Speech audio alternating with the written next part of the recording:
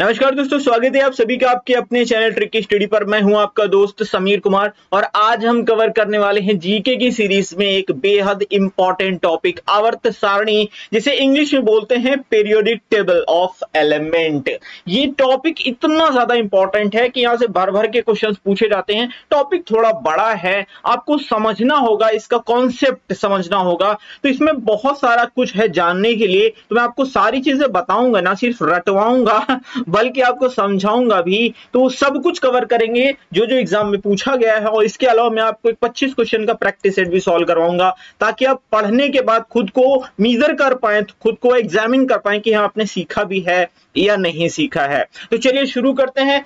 Topic बड़ा है, question बहुत सारे हैं, कॉन्सेप्ट आपको समझाऊंगा। मे भी वीडियो थोड़ा सा लेंदी हो, बट आपको पेशेंस रखना होगा अगर आप जेन्युइनली पढ़ना चाहते हैं। चलिए शुरू करते हैं।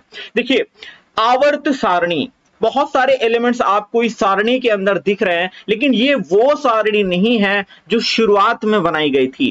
जब बहुत सारे तत्व खोजे गए थे तो उन सारे तत्वों को अरेंज करने के लिए एक सारणी बनाई थी, उसे आवर्त सारणी बोला गया था। लेकिन वो सारणी जो बनाई थी वो बनाई थी मेंडलीफ ने। किसने बनाई थी? मेंडलीफ ने बनाई थी। याद रखिएगा, क्या नाम था उनका? मेंडलीफ। अब अगर क्वेश्चन पूछा जाएगा कि किसने आवर्त सारणी को बनाया था सबसे पहले, तो आप जवाब देंगे मेंडलीव ने बनाया था। लेकिन मेंडलीव ने गलती की थी, उन्होंने तत्वों को परमाणु भार यानी एटॉमिक वेट के क्रम में रखा था, यानी बढ़ते हुए क्रम में रखा था, जो मतलब उतना ज्यादा सुइटेबल नहीं था। तो उनकी उस जो आवर्त सारणी थी उसको रिजेक्ट कर दिया गया था। और बाद में एक साइंटिस्ट आए थे, मोजले। अभी मैं सबके बारे में आगे एक्सप्लेन करूंगा, मैं आपको आवर्त सारणी बताने जा रहा हूं, पढ़ाने जा रहा हूं, इसलिए थोड़ी सी भूमिका आपको देनी पड़ेगी।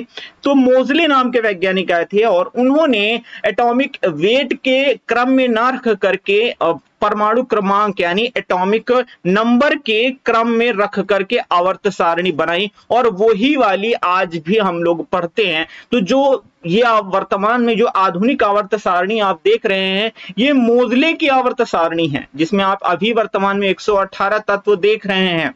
ये किसकी है? ये मोजले की है। अगर पूछ लिया जाए कि वर्तमान जो आवर्त सारणी है वो किसकी आवर्त सारणी है, किसने उसका कॉन्सेप्ट दिया, किसने बनाया, तो आप मोजले टिक मारेंगे। समझ गए इतने पॉइंट्स? बाकी अभी हम इनके बारे में चर्चा करेंगे कि परमाणु भार क्या है, परमाणु क्रमांक क्या है, इलेक्ट्रोनेगेटिविटी क्या होती है, हम सब कुछ पढ़ेंगे। चलिए अब हम शुरू करते हैं। आवर्त सारणी है तो आवर्त क्या होता है भाई, ये भी तो जानना जरूरी है। आवर्त को हम लोग बोलते हैं पीरियड। कुछ लोग इंग्लिश के एस्पिरेंट हैं तो बोलते हैं कि सर कुछ इंग्लिश के टर्म्स भी यूज करें, तो मैं वो भी करने वाला हूं, तो परेशान मत होइएगा। देखिए, इस आवर्त सारणी में 7 आवर्त हैं, यानी कि 7 पीरियड है।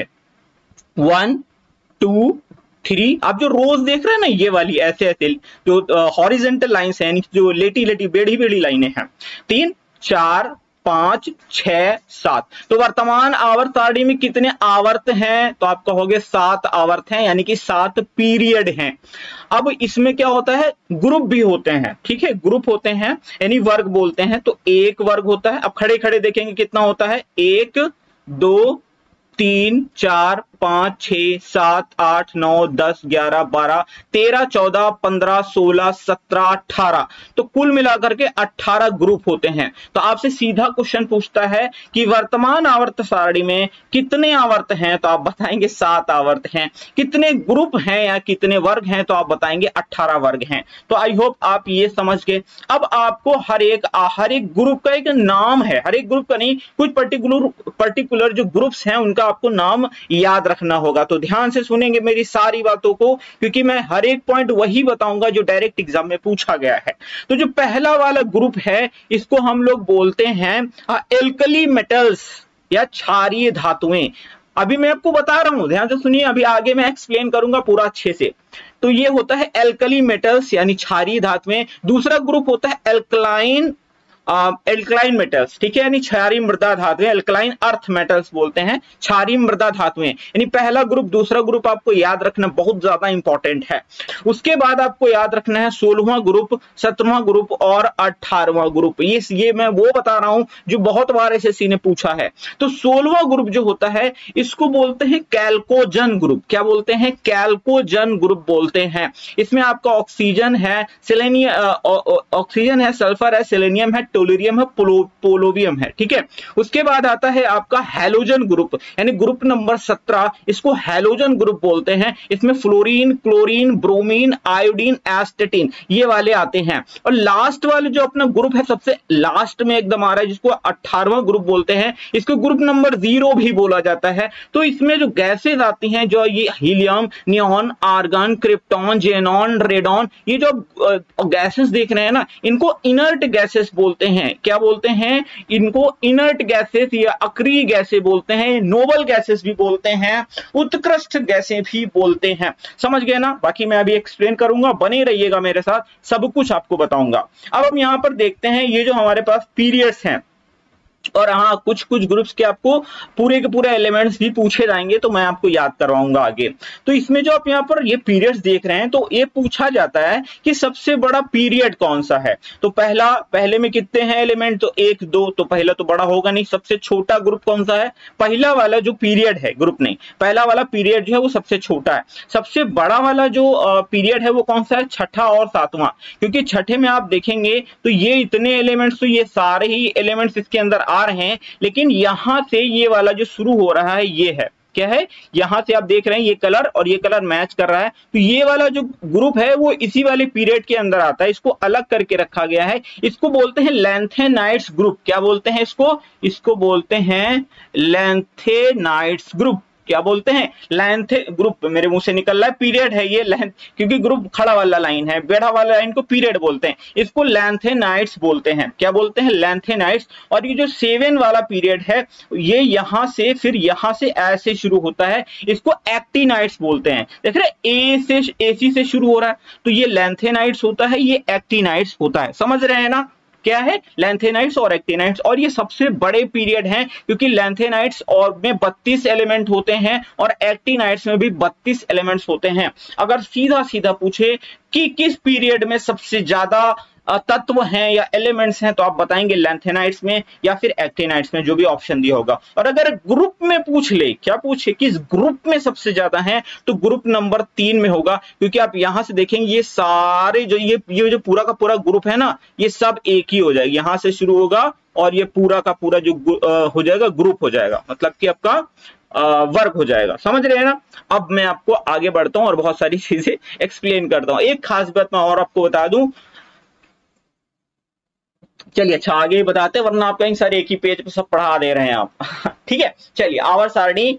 अब हम बात कर लेते हैं मेंडलीव की, बाकी बहुत सारे मैं प्रेजेंटेशन बना रखी है तो उसी में पढ़ाऊंगा आपको। देखिए मेंडलीव ने आवर्त सारणी को बनाने की शुरुआत की थी, यानी बहुत सारे एलिमेंट्स खोजे गए थे, उन सारे एलिमेंट्स को एक टेबल के अंदर उन्होंने सजा दिया था और उसे ही बोला गया था आवर्त सारणी। जैसा कि मैंने अभी पीछे आपको दिखाया, वो तो मोजले की है, लेकिन शुरुआत किसी ने की ना, सबसे बड़ी चीज शुरुआत की होती है। तो शुरुआत मेंडलीव ने की थी, इनको दिमित्री मेंडलीव बोलते हैं। क्या? दिमित्री मेंडलीव बोलते हैं। इन्होंने आवर्त सारणी में तत्वों को परमाणु भार के बढ़ते क्रम में रखा था, एटॉमिक वेट के बढ़ते हुए क्रम में रखा था।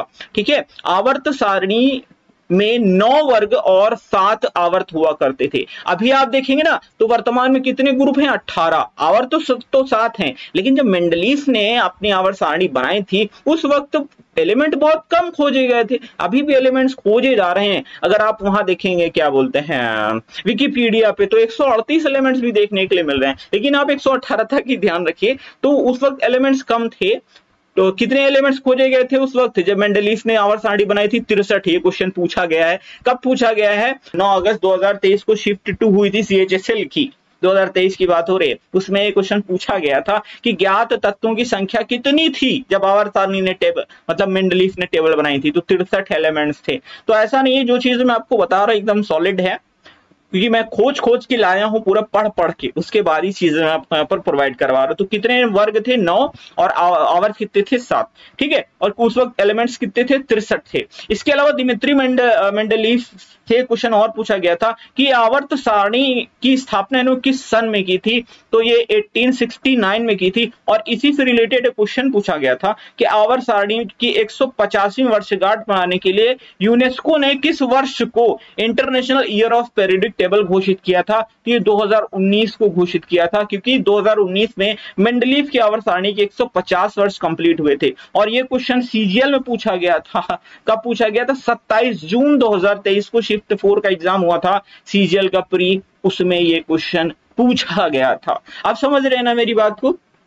अच्छा, अब अगर आपसे पूछ लिया जाए कि ये जो दिमित्री मेंडलीव है ये कहाँ के वैज्ञानिक थे, तो आप बता दीजिएगा कि ये रशियन वैज्ञानिक थे। बस इतनी इंफॉर्मेशन सारी की सारी मेंडलीव से मैंने कवर कर ली है। मैं बोल रहा हूं, मैं आपको पूरा समझा के जाऊंगा, वीडियो भले ही लेंदी हो लेकिन मैं आपको सब कुछ बता के जाऊंगा। अब हम आ जाते हैं हेनरी मोजले पर, क्योंकि मेंडलीव की पुरानी आवर्त सारणी थी, उनकी तो बात खत्म हो गई, हमने आपको पूरा बता दिया। अब जो वर्तमान में आवर्त सारणी हम देखते हैं वो है हेनरी मोजले की आवर्त सारणी। हेनरी मोजले ने 1913 में आधुनिक आवर्त सारणी दी थी। इस आवर्त सारणी को क्या मॉडर्न पीरियोडिक टेबल बोलते हैं। सारणी में तत्वों को परमाणु क्रमांक यानी एटॉमिक नंबर के आधार पर वर्गीकृत किया गया है। इन्होंने अपनी सारणी को 4 ब्लॉक्स में बांटा था। ये जो आप इधर वाला देख रहे हैं ये पूरा एस ब्लॉक में बांट दिया, फिर यहाँ के जितने एलिमेंट्स इसको पी ब्लॉक में बांट दिया, और बीच वाले जो थे उनको डी ब्लॉक में बांट दिया, और लैंथेनाइट्स और एक्टिनाइट्स जो अलग आपने देखा था, यहाँ से शुरू होकर ये लैंथेनाइट्स थे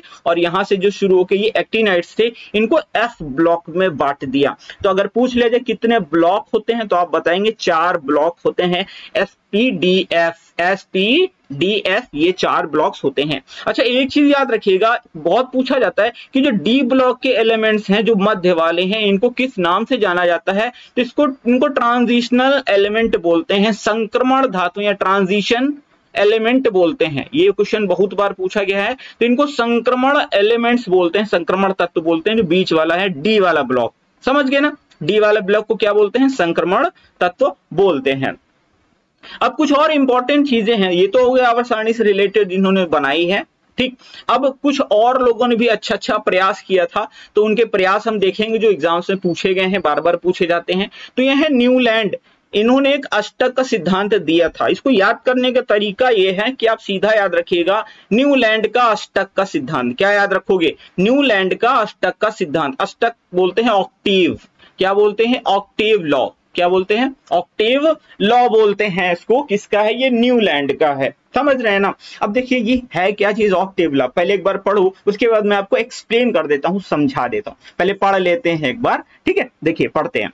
जब तत्वों को परमाणु द्रव्यमान यानी एटॉमिक वेट के बढ़ते क्रम में व्यवस्थित किया जाता है, किसी भी तत्व से शुरू करते हुए न्यूलैंड के ऑक्टेव के नियम 1866 के अनुसार प्रत्येक 8वें तत्व के गुण शुरुआती तत्व के गुणों की पुनरावृत्ति होती है, यानी रिपीट होते हैं। अब इन्होंने क्या कह दिया इतनी डिफिकल्ट लैंग्वेज, जो पल्ले नहीं पड़ा बहुत सारे लोगों के, ध्यान से सुनो। इन्होंने कहा कि अगर हम 8 एलिमेंट्स को एक सीरीज में एटॉमिक वेट के क्रम में रखें, 1 2 3 करके रखें, तो जो पहला एलिमेंट है और 8वां एलिमेंट है, इनकी जो क्वालिटी है वो मैच करेंगी। क्या करेंगी? इनकी क्वालिटीज मैच करेंगी। तो इन्होंने यही चीज कहा था, लेकिन इन्होंने परमाणु द्रव्यमान के क्रम में रखने की बात कही थी, क्योंकि सबसे पहले तो दिमित्री जो मेंडलीव थे उन्होंने ही इसकी शुरुआत की थी परमाणु द्रव्यमान के क्रम में, और वही न्यूलैंड अष्टक ने कहा था। लेकिन इन्होंने कहा था कि अगर हम परमाणु द्रव्यमान के क्रम में 8 एलिमेंट्स को सजाएं, तो पहले और 8वें जो एलिमेंट होगा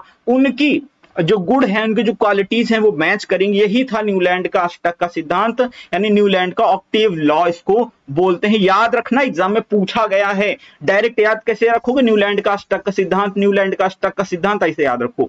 बढ़ जाते हैं आगे। अब ये है डोबेराइनर का त्रिक का सिद्धांत। क्या बोलते हैं? ट्रायड लॉ बोलते हैं। क्या? ट्रायड लॉ बोलते हैं। याद रखो भाई, किसका है ये? डोबेराइनर का है। किसका? डोबेराइनर का त्रिक का सिद्धांत है। अब इन्होंने क्या कहा, पहले इनको पढ़ लेते हैं, उसके बाद मैं आपको एक्सप्लेन करूंगा। आवर्त सारणी के इतिहास में जर्मन वैज्ञानिक डोबेराइनर, इन्होंने 1817 में ये सिद्धांत दिया। इन्होंने कहा 3 तत्वों का एक त्रिक बनाते हैं, एक ट्रिपलेट बनाते हैं 3 एलिमेंट्स का, जिसमें परमाणु द्रव्यमान के आरोही क्रम में रखने के बीच, मतलब बढ़ते हुए क्रम में रख रहे हैं, आरोही क्रम में रख रहे हैं क्या, ये भी परमाणु द्रव्यमान के क्रम में रख रहे हैं। तत्वों का परमाणु द्रव्यमान अन्य दो तत्वों के परमाणु द्रव्यमान का लगभग औसत होता है। इस नियम को डोबे-राइनर का त्रिक सिद्धांत या ट्रायड लॉ के नाम से जाना जाता है। पल्ले नहीं पढ़ा, मुझे पता बहुत सारे लोगों को पल्ले नहीं पढ़ा, सर क्या बोल दिए हैं, क्या लिख दिए, इतना डिफिकल्ट लैंग्वेज है, तो हम आपको शॉर्ट में बताते हैं, ध्यान से सुनो। इन्होंने कहा कि हम 3 एलिमेंट्स को परमाणु द्रव्यमान के क्रम में रखेंगे, ठीक है, हमने कहा रख दो। तो इन्होंने कहा पहला और तीसरा, पहले और तीसरे का जो द्रव्यमान है इनका अगर आप औसत निकालोगे तो वो जो दूसरा वाला एलिमेंट है, अगर ये पहला है, फर्स्ट है, ये थर्ड है, तो इनका अगर जब आप औसत निकालोगे जो निकल करके आएगा परमाणु द्रव्यमान वो सेकंड वाले एलिमेंट के बराबर होगा। यानी ये जो आप औसत निकालोगे पहले और तीसरे मतलब एलिमेंट का औसत निकालेंगे वो दूसरे वाले एलिमेंट के औसत मतलब के बराबर होगा, ठीक है। यानी इनका जो आप एवरेज निकालोगे परमाणु द्रव्यमान का वो एलिमेंट 2 के बराबर होगा। बस यही था इनका ट्रायड लॉ, मैंने आपको समझा दिया। बस आपको इतना याद रखना है कि डोबे-राइनर का त्रिक का सिद्धांत होता है। अब पूछ लेंगे, ऐसे ही पूछेंगे ट्रायड लॉ किसने दिया था या त्रिक का सिद्धांत किसने दिया था, तो डोबे-राइनर ने दिया था। तो अब याद कैसे रखोगे, डोबे-राइनर का त्रिक का सिद्धांत, न्यूलैंड का अष्टक का सिद्धांत, मोजले की आधुनिक आवर्त सारणी, इस तरह से जब याद रखोगे तो सब आपको याद रहेगा, ठीक है। अब देख लेते हैं ये परमाणु त्रिज्या क्या होती है। जब हम किसी समूह में, ये आपको सिर्फ टर्म्स में इसलिए बता रहा हूं ताकि चीजें आपको कुछ समझ में आती रहें। परमाणु त्रिज्या देखेंगे घटती बढ़ती रहती है ना, ऊपर जाते हैं नीचे जाते हैं, तो सीधा क्वेश्चन ऐसे पूछा गया इसलिए बता रहा हूं। जब हम किसी समूह में यानी ग्रुप की बात हो रही है, यानी जो खड़ी खड़ी ऐसे दी गई हैं, ऊपर से नीचे की ओर जाते हैं, यानी ऐसे जाते हैं, ऐसे, ठीक है, नीचे की तरफ, अरे सीधा सीधा हो भाई, ऐसे ऊपर से नीचे जाते हैं किसी ग्रुप में तो परमाणु का आकार बढ़ता है। अब आपसे क्वेश्चन कैसे पूछता है ये ध्यान से सुनो। आपसे कहेगा बताओ किसी आवर्त में, मतलब किसी समूह में, आवर्त बोलो, किसी समूह में ऊपर से नीचे जाते हैं तो परमाणु के आकार पे क्या फर्क पड़ता है। तो जब भी किसी समूह में ऊपर से नीचे जाते हैं तो परमाणु का आकार बढ़ता है। मेन ये पॉइंट है, यही पूछता है, क्योंकि जैसे जैसे हम नीचे जाते हैं, रीजन क्या है, जैसे जैसे नीचे की ओर जाते हैं एक नया शेल जुड़ता जाता है, ठीक है, एक नया शेल जुड़ता जाता है। इससे बाहरी जो सेल होता है, देखिए ऐसे इस तरह से बनाते हैं, इस तरह से संरचना बनाई जाती है किसी की परमाणु संरचना। जैसे जैसे नीचे जाते हैं तो क्या होता है, शेल की संख्या जो होती है वो बढ़ती जाती है, और ये हमारा मिडिल वाला होता है, ठीक है। बाहरी शेल में इलेक्ट्रॉन जुड़ते जाते हैं, बाहरी शेल में पहले इसमें जुड़ेगा, फिर इसमें जुड़ेगा, फिर इसमें जुड़ेगा, जुड़ते जाए। इसलिए नाभिक से जो दूरी है, नाभिक बीच में होता है, और मान लो ये नाभिक के शेल बहुत ज्यादा है तो दूरी बहुत ज्यादा हो जाती है ना, जो बाहरी इलेक्ट्रॉन होता है।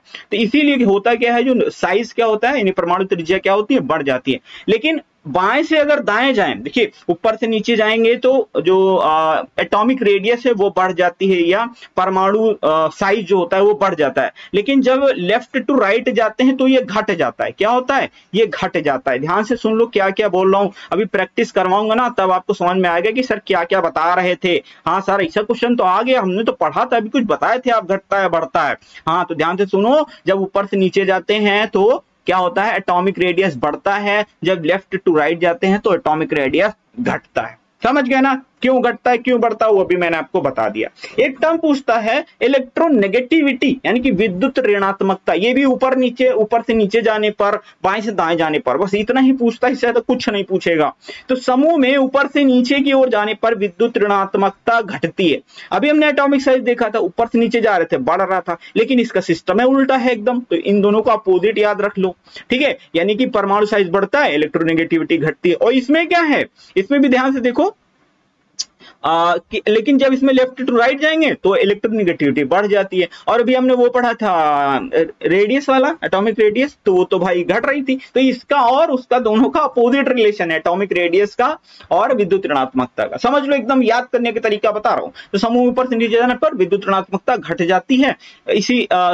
इसलिए होता है क्योंकि समूह में नीचे जाने पर परमाणु क्रमांक बढ़ता है, ऑब्वियस सी बात है। इस प्रकार संयोजकता, इलेक्ट्रॉनों और नाभिकों के बीच की दूरी बढ़ जाती है, यानी रेडियस बढ़ जाती है, या परमाणु त्रिज्या अधिक हो जाती है, इसीलिए इलेक्ट्रोनेगेटिविटी घट जाती है। समझ रहे हैं, आगे बढ़ जाएं। अब ये 2 पॉइंट्स मैंने आपको यहां पर बता दिए, समझ गए। अब कुछ और चीजें हैं जो पूछी जाती हैं। तो वर्तमान आवर्त सारणी में ग्रुप कितने हैं? 18, मैंने आपको बता दिया है।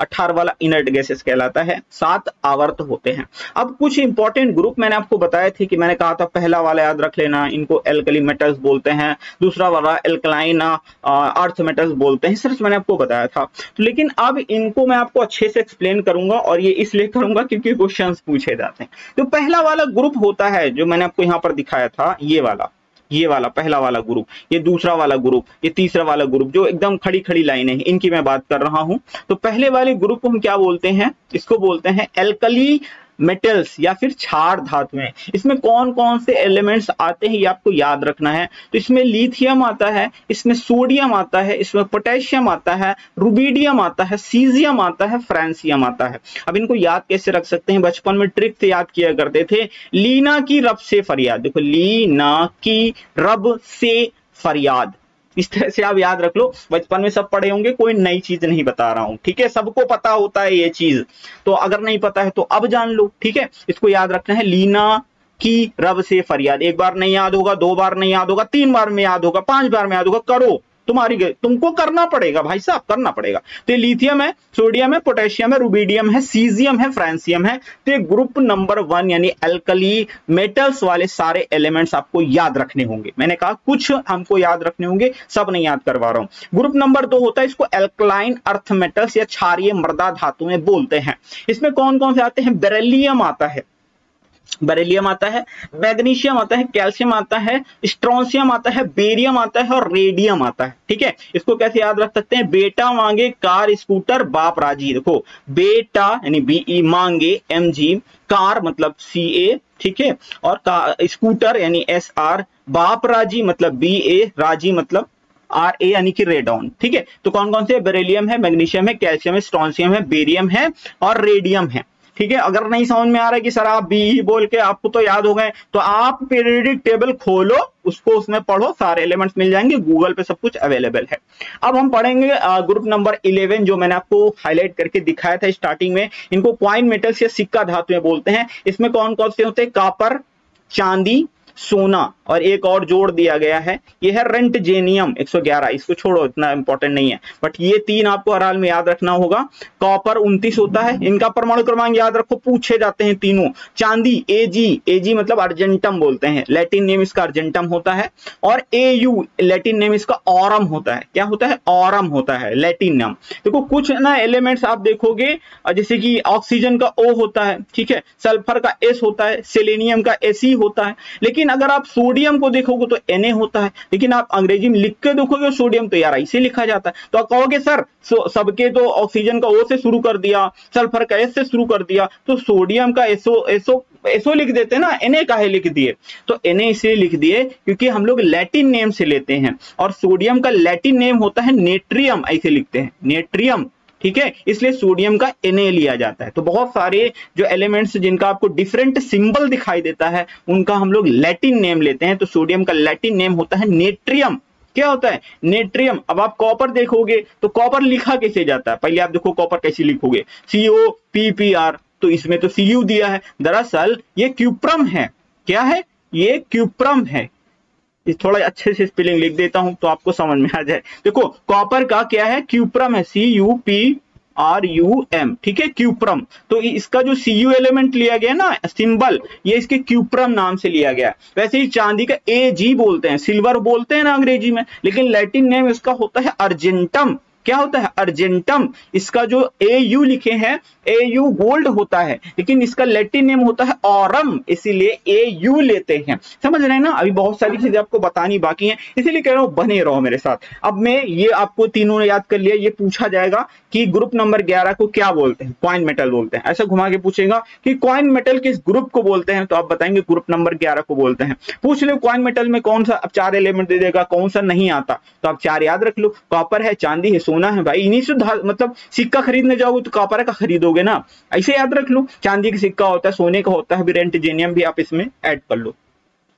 बात करते हैं ग्रुप 11 की, इसको कैल्कोजन बोलते हैं। क्या बोलते हैं इसको? कैल्कोजन। हिंदी में लिख दें, नहीं हिंदी वाले मेरे पर खपा हो जाएंगे, ठीक है? कैल्कोजन कैल्कोजन ग्रुप बोलते हैं। इसमें आते हैं oxygen, sulphur, selenium, tellurium, polonium और लिवर्मोनियम आता है। अब इसको याद करने का तरीका तो बड़ा ही आसान है। देखो ग्रुप नंबर 16 है, आधा कर दो ग्रुप का, आधा करोगे तो 8 बचेगा, क्योंकि परमाणु क्रमांक 8 जो होता है वो होता है ऑक्सीजन का। तो इस तरह से याद रख सकते हो कि जो ऑक्सीजन वाला ग्रुप है वही ग्रुप नंबर 16 है। ठीक है, याद हो गया, समझ गए ना मैं क्या बता रहा हूं? तो इस तरह से आप इनको याद रख लो। और इसका मैंने ट्रिक भी लिख रखा है, आपको याद रखना है तो रख लीजिए, मुझे डायरेक्ट याद है, लेकिन ये ट्रिक मैंने सिर्फ आप लोगों के लिए लिखी है, गूगल से ही निकाल के लिखी है, मैंने खुद नहीं बनाई है। ओम शंकर से टेलीफोन ले लो, मैच करा लो आप लोग। ठीक है, आप डायरेक्ट याद कर पाते हो, याद कर लो, ट्रिक लेना है ट्रिक ले लो, जैसे करना है कर लो, मर्जी आपकी, बट कर लो भाई। ठीक है, बात कर लेते हैं ग्रुप नंबर 17 की। इसको हैलोजन बोलते हैं। 16वां वाला कैल्कोजन है, 17वां वाला हैलोजन है। Fluorine, chlorine, bromine, iodine, astatine. क्या? Fluorine, chlorine, bromine, iodine, astatine और यह है टेनेसिन, एक बाद में फिर ऐड किया गया, पहले इतने ही थे, ये अभी रिसेंट में ही ऐड किए गए हैं। Fluorine, chlorine, bromine, iodine, एस्टेटिन। अब इसको याद रखना है। ठीक है, तो फिर कल बाहर आई आंटी टेस्ट ले लें। देखो, फिर कल बाहर आई आंटी टेस्ट लेने, समझ रहे हो ना? एकदम सॉलिड है। अब एक बार में ट्रिक भी नहीं याद होती भैया, ट्रिक भी कम से कम 4-5 बार पढ़ना पड़ता है, प्रैक्टिस करना पड़ता है, तब दिमाग में ट्रिक घुसती है। वरना बैठ गए एग्जाम में तो ट्रिक याद कर रहे हैं, आंटी आई थी कि अंकल आए थे बाहर, है ना? तो 4-5 बार 6 बार पढ़ोगे, प्रैक्टिस करोगे, तब ट्रिक याद होगी। ग्रुप नंबर 18 है, इनको इनर्ट गैसेस बोलते हैं, हिंदी में बोलते हैं उत्कृष्ट, ऐसे लिखेंगे ना, हाँ, उत्कृष्ट गैसें। अब देख लो भैया, इनको उत्कृष्ट गैसें बोलते हैं, इनको नोबल गैस भी बोलते हैं। Helium, neon, argon, krypton, xenon, radon और ओगेन्सन, ये बाद में जोड़ा गया है। 118वां ये हमारा लास्ट वाला एलिमेंट है, 118 ही एलिमेंट है हमारी पीरियोडिक टेबल के अंदर। अभी कुछ और ऐड हो चुके हैं, बट हम की भी यहाँ पर बात नहीं कर रहे हैं, 118 मान के चलेंगे। तो ये है helium, neon, argon, krypton, xenon, radon और ओगेन्सन। इनका परमाणु क्रमांक आप याद रख लीजिएगा। इनको इनर्ट गैसेस क्यों बोलते हैं? इनर्ट मतलब होता है निष्क्रिय। इनको क्या बोलते हैं? उत्कृष्ट गैस बोलते हैं, नोबल गैस बोलते हैं, इनर्ट गैस बोलते हैं। एक और शब्द ले लो, इनको निष्क्रिय गैस भी बोला जाता है। बहुत सारे नाम होते हैं इनके। निष्क्रिय इसलिए बोलते हैं क्योंकि ये भाई साहब बहुत ज्यादा आलसी हैं, कोई रिएक्शन नहीं करती हैं। अगर मान लो कि इसमें कोई सा ले लेते हैं, आर्गन ले लेते हैं, अगर हम इसका इलेक्ट्रॉनिक विन्यास करेंगे तो 2 8 8 8, इसका जब 8 आ गया है फाइनल वाले में, तो भाई साहब इसको क्या ही जरूरत है ना? 8 2 10 8 18। तो इसीलिए ये मतलब निष्क्रिय रहती है। अब मैं बहुत ज्यादा अंदर नहीं जाऊंगा कि अब समझाने के लिए विन्यास कैसे करते हैं, ये सब करेंगे तो 2 घंटे क्लास हो जाएगी। ठीक है, अब इसका जो याद कर लो, हीना, नीना और करीना के एक्सरे रंगीन ऑरेंज। अब मैच करा लो भैया आप। तो ये हो गए सारे के सारे इंपॉर्टेंट ग्रुप्स। अब कुछ क्वेश्चन रिपीट होते हैं बार बार, तो इनको मैंने अलग से सॉर्ट आउट करके आप लोगों के लिए रखा है। ध्यान से देखो, पृथ्वी पर सबसे अधिक मात्रा में पाए जाने वाला तत्व कौन सा? ऑक्सीजन है। कंफ्यूजिएगा नहीं, अगर सबसे अधिक मात्रा में पाए जाने वाला तत्व या एलिमेंट बोलते हैं अंग्रेजी में, एलिमेंट कर लो। ठीक है, तो क्या बोलते, ये कौन सा है? ऑक्सीजन है। अगर पूछ ले पृथ्वी पर पाए जाने वाले सबसे अधिक मात्रा में पाए जाने वाले धातु कौन सी है, मेटल कौन सी है, तब आप बताएंगे एल्यूमिनियम है। तत्व बोलेगा सबसे ज्यादा तो ऑक्सीजन मारेंगे, धातु बोल देगा तब एल्यूमिनियम मार देंगे। ठीक है, आवर्त सारणी में सबसे हल्का तत्व कौन सा है? हाइड्रोजन। इसका एटॉमिक नंबर ही 1 होता है। सबसे हल्की धातु, ये सबसे हल्का तत्व है, लेकिन अगर सबसे हल्की धातु पूछ ले तो लिथियम, परमाणु क्रमांक 3 होता है। सबसे भारी धातु पूछ ले, ऑस्मियम होती है।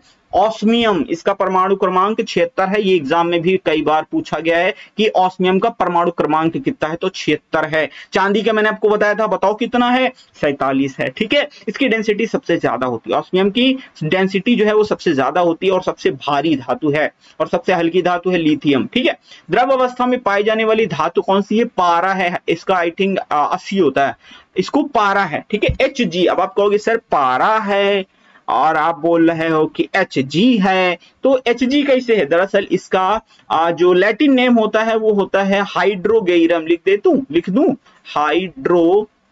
हाइड्रोगेइरम। ठीक है, हाइड्रोगेइरम इसका लैटिन नेम होता है। मन हो तो याद कर लो, वरना जाने दो यार, काहे इतना टेंशन ले रहे हो। द्रव अवस्था में पाए जाने वाली अधातु कौन सी है? ब्रोमीन।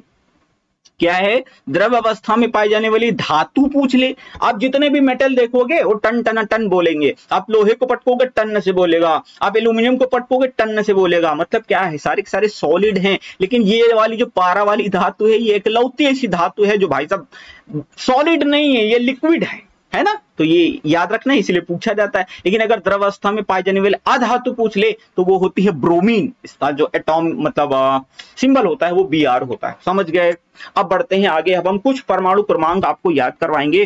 फिलहाल के लिए मैं आपको बोलूंगा 30 तक हर हाल में याद रख लो। Hydrogen, helium, lithium, beryllium, boron, carbon, nitrogen, oxygen, fluorine, neon, sodium, magnesium. इस तरह से आप एकदम रट डालो। ठीक है, कैसे? पहला वाला हाइड्रोजन होता है, दूसरा वाला हीलियम होता है। अब भाई ये हल्के में, भैया मैं फालतू में नहीं बता रहा हूं, आपसे डायरेक्ट पूछेंगे बहुत सारे क्वेश्चन, सीधा सीधा पूछ लेगा फ्लोरीन का परमाणु क्रमांक कितना है, 9 है। पूछ लेगा बताओ 12 नंबर पे कौन सा एलिमेंट आता, तो नहीं याद करोगे तो कैसे काम चलेगा।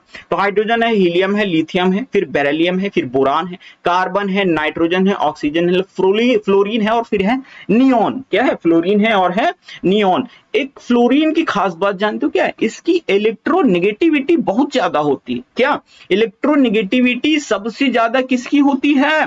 फ्लोरीन की होती है। क्या? इलेक्ट्रोनेगेटिविटी यानी विद्युत ऋणात्मकता। पूछेगा, सीधा सीधा प्रश्न आएगा, सबसे ज्यादा विद्युत ऋणात्मकता वाला तत्व कौन सा है? तो आप बताएंगे फ्लोरीन। और Fl मत याद रखो, F है इसका। ठीक है, आगे बढ़े। अगला है 11वां सोडियम। इसका मैंने आपको बताया था लैटिन नेम क्या होता है, नेट्रियम।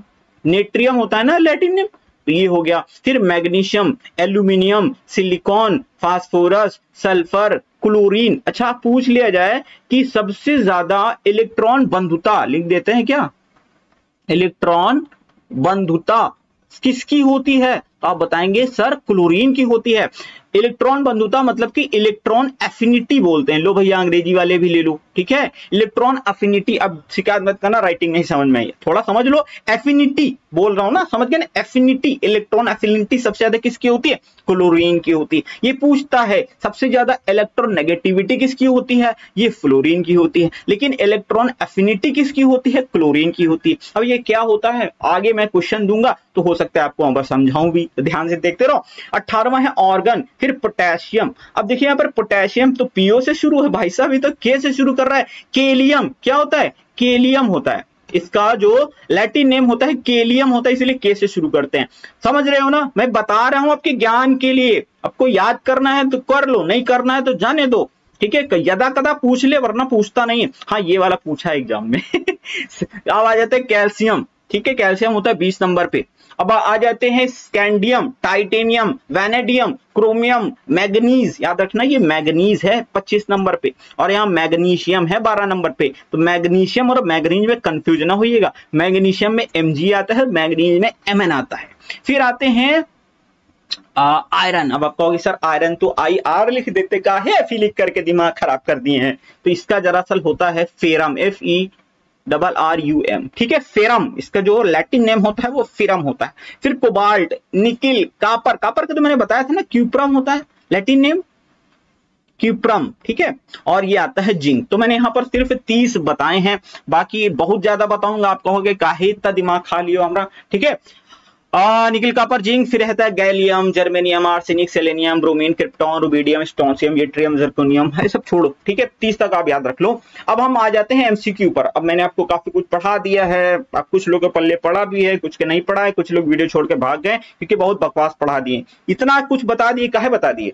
अब देखो S ब्लॉक का पहला तत्व कौन सा है? तो S ब्लॉक मैंने आपको बताया था, S इधर था, P इधर था, D बीच में था, F नीचे था। तो S ब्लॉक शुरुआत ही हाइड्रोजन से हो रही थी, तो पहला तत्व कौन सा हो जाएगा? हाइड्रोजन हो जाएगा। भूल गए क्या? दिखा देते हैं यार, मेरा काम है भाई पूरा देख के जाओ। तो ये वाला S था, यहाँ पर देख लो हाइड्रोजन टॉप पे, फिर इधर वाला P था, ये वाला D था, इसको ट्रांजिशन मेटल भी बोलते हैं या ट्रांजिशन एलिमेंट बोलते हैं, और ये वाला F ब्लॉक था। समझ रहे हैं ना? सब कुछ एकदम सॉलिड करके जाऊंगा, ऐसे नहीं छोड़ूंगा। आधुनिक आवर्त नियम का प्रतिपादन किसने किया था? मैंने बताया था शुरुआत किसने की थी? मेंडलीफ ने की थी। लेकिन आधुनिक वाला जो है ना वो मोजले ने दिया था, हेनरी मोजले।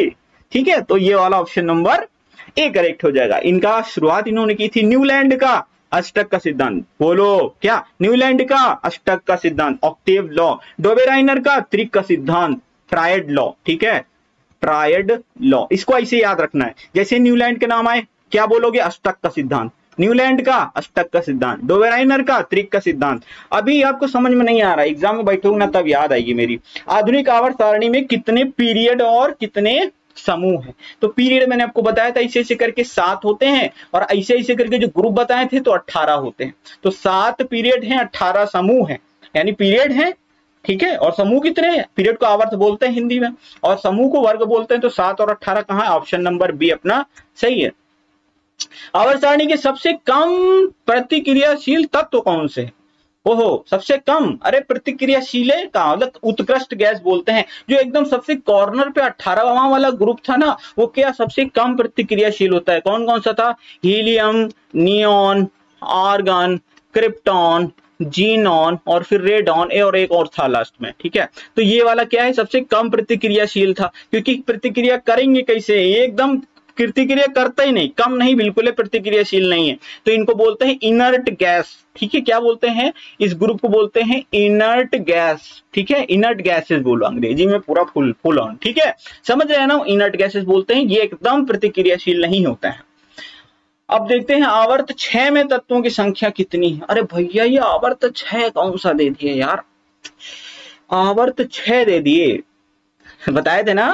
आवर्त 6 और आवर्त 7 में 32 एलिमेंट हैं, बताए थे ना। ये 7वां वाला, इसमें छठे वाले में लैंथेनाइट्स जुड़ जाता है, लैंथेनाइट्स जुड़ जाता है, और 7वें वाले में क्या जुड़ जाता है? एक्टिनाइट्स जुड़ जाता है, एक्टिनाइट्स जुड़ जाता है। दिखाए थे ना, याद दिखा दें? चलो दिखा देते हैं भाई।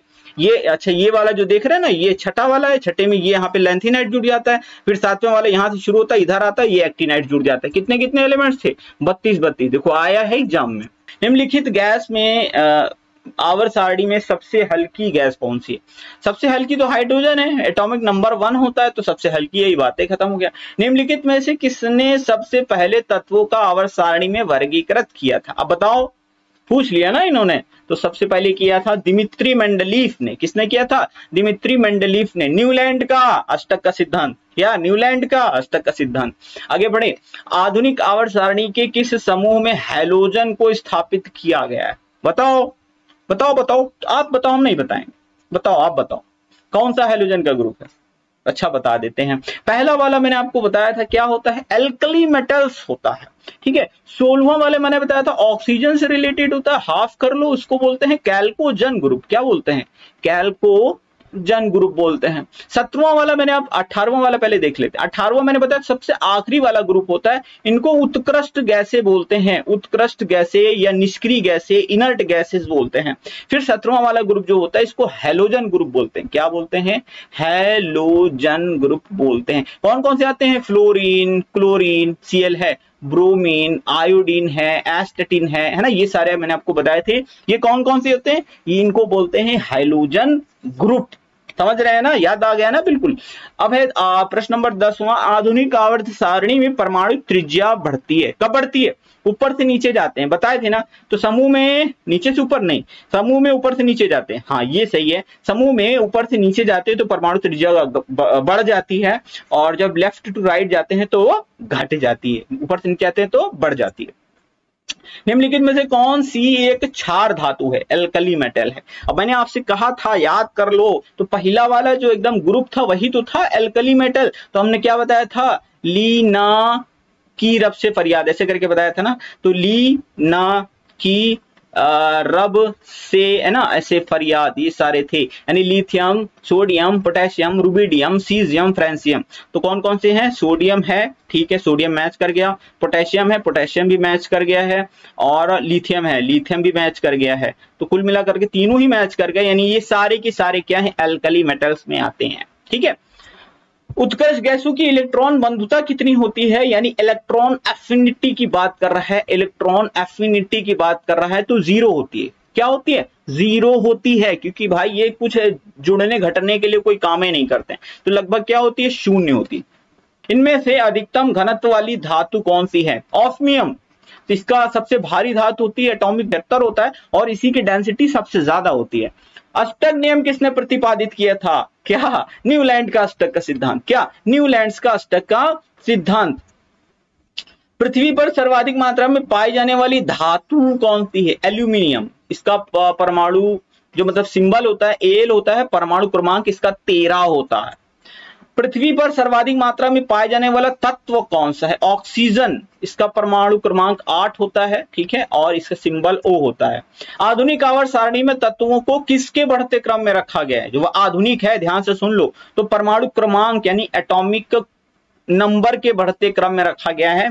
और ये किसने दी थी? ये दी थी मोजले ने। किसने दी थी? आधुनिक वाली मोजले ने दी थी, और पुरानी वाली दिमित्री मेंडलीफ ने दी थी। आवर्त सारणी में सर्वाधिक इलेक्ट्रॉन बंधुता वाला तत्व कौन सा है? मैंने आपको बताया था क्लोरीन सबसे ज्यादा इलेक्ट्रॉनिक बंधुता वाला तत्व है। इसका जो सिंबल होता है वो Cl होता है, परमाणु क्रमांक इसका 17 होता है, ठीक है। 2 8 2 10 7 17, लास्ट में इसके 7 इलेक्ट्रॉन होते हैं और इसको 1 इलेक्ट्रॉन की जरूरत होती है। तो इसकी वैलेंसी कितनी हो जाती है? संयोजकता कितनी हो जाती है? 1। और इसकी सबसे ज्यादा क्या है? इसकी इलेक्ट्रॉन बंधुता यानी कि इलेक्ट्रॉन अफिनिटी होती है। फ्लोरीन के बारे में मैंने बताया था, इसकी इलेक्ट्रॉन नेगेटिविटी यानी विद्युत ऋणात्मकता सबसे ज्यादा होती है। फ्लोरीन का सिंबल F होता है, परमाणु क्रमांक इसका 9 होता है। आगे बढ़ जाते हैं। द्रव्यमान संख्या 226 है। परमाणु क्रमांक 88 वाले तत्व में मौजूद न्यूट्रॉन की संख्या कितनी होती है? देखो, न्यूट्रॉन बराबर होता है किसी भी एलिमेंट का परमाणु भार माइनस परमाणु क्रमांक, ये फॉर्मूला होता है। और एक क्वेश्चन ये भी पूछा गया था कि डायरेक्ट क्वेश्चन ही पूछा गया था कि जो परमाणु संख्या मतलब परमाणु द्रव्यमान है उसको किस सिंबल से रिप्रेजेंट करते हैं? तो सिंबल Z से रिप्रेजेंट किया गया है, डायरेक्ट याद रखो। तो हमको क्या निकालना है? न्यूट्रॉन की संख्या निकालनी है। तो परमाणु द्रव्यमान है अपना 226, और इसमें से हम ये परमाणु क्रमांक घटा देंगे 88। तो 16 में 8 गया, 8 बचा, या 11 बचा, 11 में से 8 गया, बचा 3, ठीक है। एक का एक उतर जाएगा, 138। तो ऑप्शन नंबर बी यहाँ पर करेक्ट हो जाएगा। इसको याद कर लो, ठीक है, क्योंकि 2-3 प्रश्न इससे पूछे गए हैं और आपके एग्जाम में भी आ सकता है। तत्वों की आवर्त सारणी में आवर्त में बाएं से दाएं यानी बाएं से दाएं जाते हैं तो परमाणु त्रिज्या और धात्विक लक्षण क्या होते हैं? भाई कम हो जाते हैं। मैंने आपको बताया था परमाणु त्रिज्या ऊपर से नीचे जाने पर बढ़ती है, लेफ्ट टू राइट जाने पर घटती है। तो सेम वैसे धात्विक लक्षण के साथ भी होता है। तो ये लेफ्ट टू राइट जाने पर घट जाता है, ऊपर से नीचे जाने पर बढ़ जाता है। तो ऑप्शन नंबर 1 करेक्ट होगा। आवर्त सारणी के मध्य के तत्वों को क्या कहते हैं? ये मध्य वाले यानी ये वाला यानी डी ब्लॉक जो होता है इसको क्या बोलते हैं? इसको संक्रमण धातु बोलते हैं, यानी ट्रांजिशन मेटल बोलते हैं। क्या बोलते हैं? ट्रांजिशन। ये क्वेश्चन आया हुआ है इसीलिए मैंने इसको यहाँ लगाया हुआ है। आधुनिक आवर्त सारणी में ऊपर से नीचे जाते समय आयनन ऊर्जा पर क्या फर्क पड़ता है? तो ऊपर से नीचे जाने पर आयनन ऊर्जा घट जाती है। क्या होती है? आयनन ऊर्जा घट जाती है। होता क्या है कि जो परमाणु साइज जो होता है वो बड़ा हो जाता है। देखो, समझाने की बात करें तो बीच में नाभिक होता है, फिर इसके जो कोश होते हैं इनमें इलेक्ट्रॉन्स होते हैं। जैसे जैसे हम नीचे जाते हैं जो बाहरी इलेक्ट्रॉन होता है उसकी नाभिक से डिस्टेंस जो होती बढ़ती चली जाती। अब वो मतलब इसकी जो नाभिक से अब जो बाहरी इलेक्ट्रॉन है नाभिक से डिस्टेंस बढ़ गई, यानी ये वाला इलेक्ट्रॉन हम आसानी से बाहर निकाल सकते हैं, ठीक है, यानी उसमें कम ऊर्जा हम लगाएंगे। इसीलिए कहते हैं इसकी आयनन ऊर्जा ऊपर से नीचे जाने पर क्या होती है? कम हो जाती है। इस तरह से आप इसको याद रख सकते हैं। आगे बढ़ जाइए। क्वेश्चन पूछे गए, कौन सा तत्व इलेक्ट्रॉनों को खोने की सबसे बड़ी प्रवृत्ति प्रदर्शित करता है? खोने की बात करें, हाइड्रोजन का परमाणु क्रमांक 1 होता है, लिथियम का 3 होता है, इसका 17 होता है, इसका 9 होता है। विन्यास करेंगे तो इसका तो 1 ही हो जाएगा, इसका हो जाएगा 2 और 1, इसका हो जाएगा 2 8 और 17, और इसका हो जाएगा 2 और 7। अब इसको तो भाई 7 छोड़ने में बड़ी तकलीफ होगी, तो ये एक लेना ही प्रेफर करेगा। तो ये तो होने से रहा। ये 2 8 इसी 8 मिल जाए तो इसका काम हो जाएगा, मतलब ये भी लेने की प्रवृत्ति रखता है, देने की प्रवृत्ति बिल्कुल नहीं रखता, तो ये भी नहीं होगा। अब इसके पास 2 हैं, अगर ये एक छोड़ दे तो ये बहुत स्टेबल हो जाएगा। तो इसका मतलब है ये क्या है? यही सही होगा। तो पूछ क्या रहा है? खोने की, तो यही खो सकता है। 1 है, अब इसको 1 है तो 7 चाहिए 8 बनाने के लिए, तो खोना ज्यादा आसान है, पाने में दिक्कत होगी। 7 इलेक्ट्रॉन कौन दे देगा? अब हाइड्रोजन की बात करें, इनके पास 1 है ना, ये खो सकते हैं, खो तो सकते नहीं, बचेगा कहाँ ये? तो ये ऑप्शन नंबर बी यहाँ पर करेक्ट होगा। लिथियम की यहाँ पर बात हो रही है, इलेक्ट्रॉन खोने की प्रवृत्ति रखता है। देखो, बहुत सारी चीजें ना हम लोग 9th-10th में पढ़ के आए हैं। अगर आपने 9th-10th में अच्छे से नहीं पढ़ाई किया है, साइंस वगैरह नहीं पढ़ा है, तो कुछ चीजें आपको समझने में तकलीफ यकीनन होगी। ब्रह्मांड में सबसे प्रचुर और सबसे हल्की गैस कौन सी पाई जाती है? हाइड्रोजन पाई जाती है।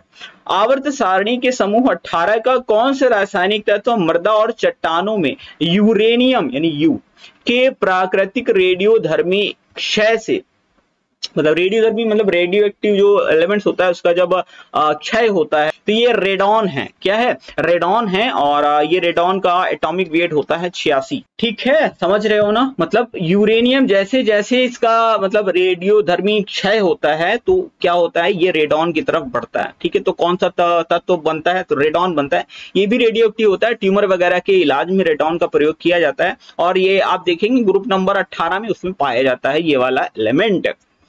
निम्नलिखित धातुओं में से आवर्त सारणी में उनके स्थान के आधार पर असंगत धातु का चयन करो। अब बताओ चारों में कौन है जो डिफरेंट है? ठीक है, लीना की रब से फरियाद, ये पहला वाला अगर निकाल लोगे तो लिथियम है, पोटेशियम है, सोडियम है, ये तीनों एक ही ग्रुप में आते हैं। मैग्नीशियम इस ग्रुप में नहीं आता है क्योंकि पहला मैंने आपको बताया था ना, ग्रुप नंबर 1 ग्रुप नंबर 2 करके बताया था। तो ग्रुप नंबर 1 में कौन कौन से आते हैं? लीना की रब से फरियाद, ऐसे करके मैंने आपको पढ़ाया था ना। तो ये सारे देख रहे हैं ना, पहले वाले ग्रुप में आते हैं। लिथियम है, सोडियम है, पोटेशियम है, रुबिडियम है, यानी ये सारे पहले ग्रुप के। दूसरा वाला बेटा मांगे कार स्कूटर करके मैंने आपको बताया था, ये मैग्नीशियम है, ये आ जाता है। ये अल्कली मेटल्स हैं और ये अल्कलाइन अर्थ मेटल वाले ग्रुप का एलिमेंट है, इसीलिए ये इनसे डिफरेंट है। तो ये मैंने आपको पता है 25 क्वेश्चन, एक क्वेश्चन आपको दे करके जा रहा हूं। कमेंट बॉक्स में कमेंट करके बताइएगा। मुझे पता है कि मैंने वीडियो थोड़ा लंबा बना दिया है, बट आपको करना तो है ही है। तो इसमें से जो भी सही जवाब है उसको कमेंट बॉक्स में कमेंट करके बता दो। वीडियो अच्छा लगा हो तो लाइक कर दो, मन हो तो सब्सक्राइब कर लो, वरना जाने दो। अगले वीडियो में। Thank you for watching.